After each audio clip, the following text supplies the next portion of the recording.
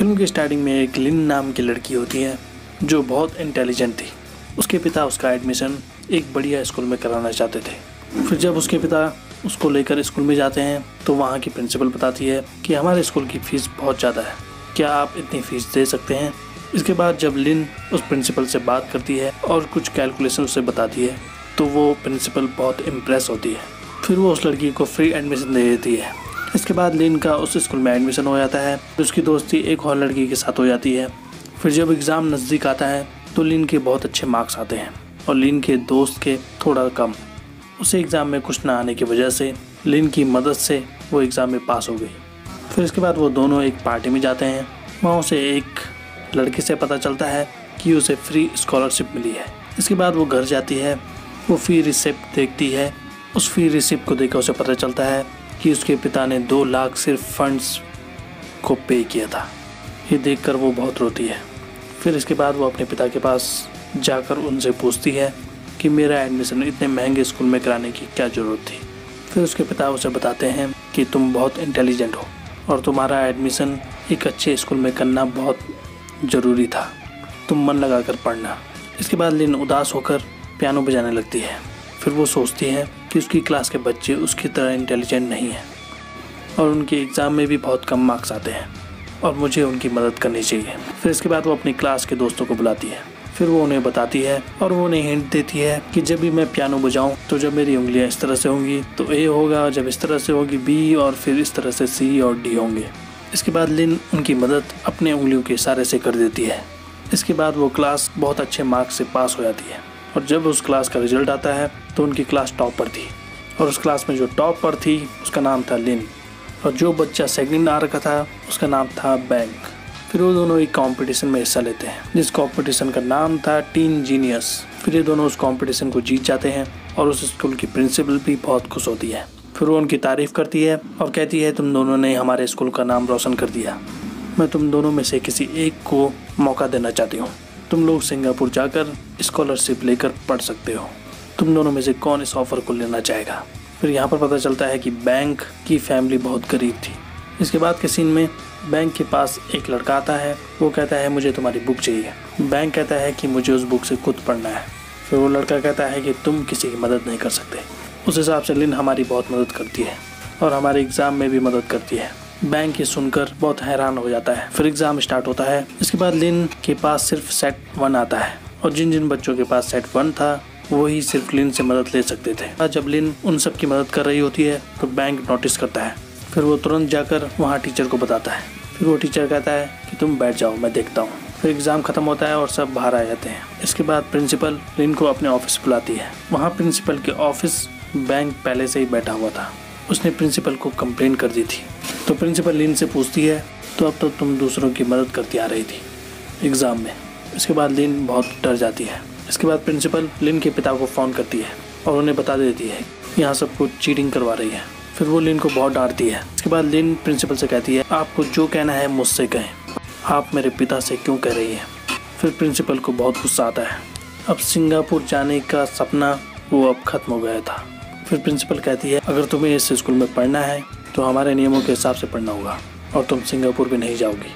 इसके बाद वो घर आ जाती है। फिर घर जाने के बाद लिन को बहुत डांट पड़ती है अपने पिता द्वारा। तभी लिन को अपने दोस्त का फ़ोन आता है।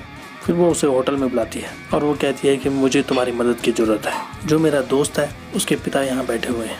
इसके बाद उस लड़के के पिता लिन से बात करते हैं और वो उससे कहते हैं कि मैं चाहता हूँ कि मेरा बेटा एग्ज़ाम को पास करे, तुम्हें उसकी मदद करनी होगी क्योंकि वो लड़का और लिन दोनों वो एग्ज़ाम देने वाले थे।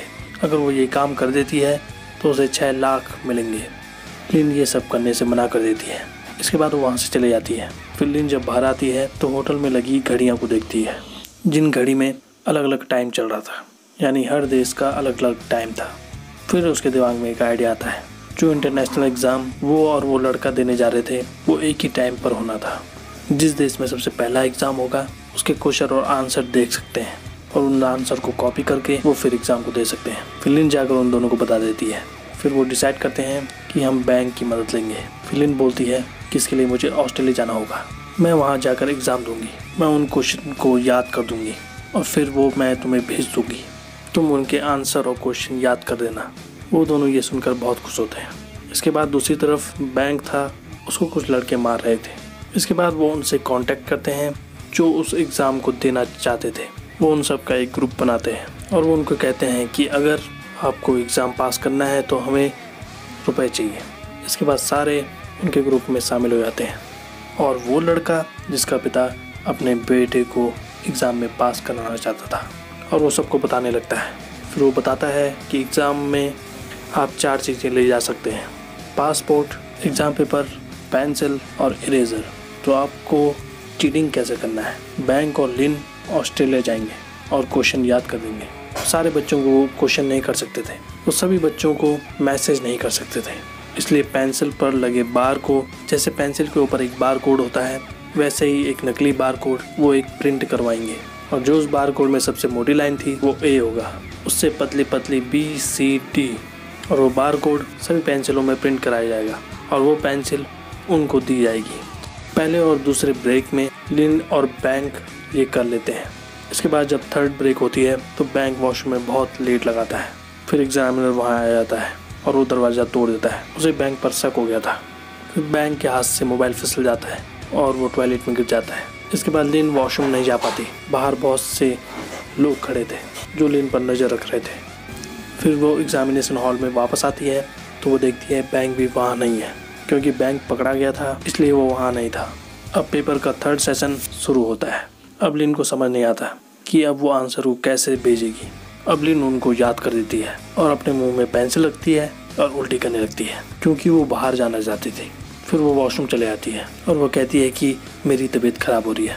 फिर एग्जामिनर भी उसके पीछे आता है और वो लिन से कहता है कि आपको आना पड़ेगा, आप एग्ज़ाम छोड़कर नहीं जा सकती। लिन बोलती है कि मेरी तबीयत ठीक नहीं है, अब मैं एग्ज़ाम नहीं देना चाहती। फिर वो एग्जामिनर उसको ज़बरदस्ती ले आता है।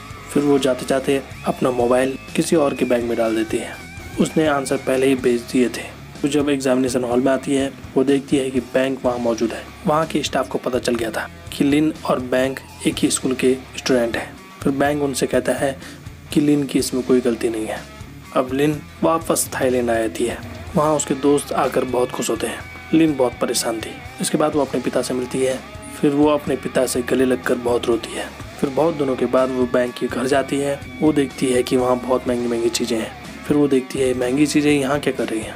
तब उसे बैंक नज़र आता है। वो कहता है कि मैं वापस आ गया था, मैंने ये सब चीज़ें वहाँ मिल रहे पैसों से ली है। फिर वो लिन से कहता है कि एक और एग्ज़ाम आने वाला है तो हम इससे भी पैसे कमा सकते हैं। अब नहीं, अब बहुत हो गया। इसके बाद बैंक उसे ब्लैकमेल करता है, अगर तुमने मेरा काम नहीं किया तो मैं सच बता दूंगा सबको, तुम भी मेरे साथ मिली हुई थी।